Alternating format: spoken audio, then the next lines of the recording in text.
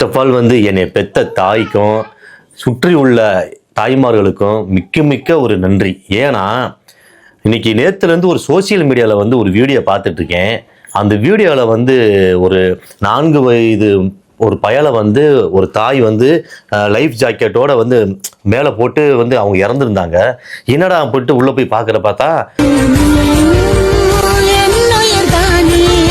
அவங்க வந்து டெல்லியை சேர்ந்த வந்து மரீனா மாசி அவங்களுடைய பேர். அவங்க மகனுடைய பேர் வந்து திர்சான். இவங்க வந்து மத்திய பிரதேசத்தில் வந்து ஜபல்பூருங்கிற இடத்துல வந்து ஒரு டூரிஸ்ட்டை வந்திருக்கிறாங்க.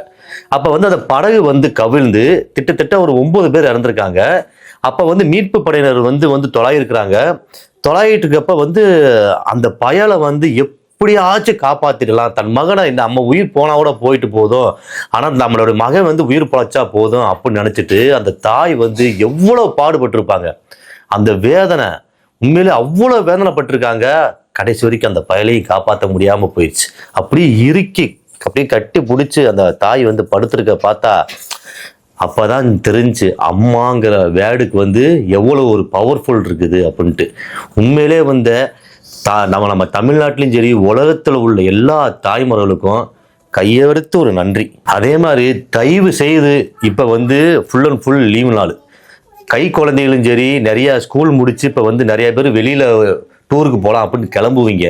தயவு செய்து சொல்கிறேன், இந்த தண்ணி அப்படிங்கிற ஒரு இடத்துல வந்து ரொம்ப ஜாக்கிரதையாகவும், குழந்தைகளை வந்து ஒரு ரோட்டில் ஒரு பாதுகாப்பு, அதே மாதிரி எக்கச்சக்கமான விஷயங்கள் நடந்திருக்குது.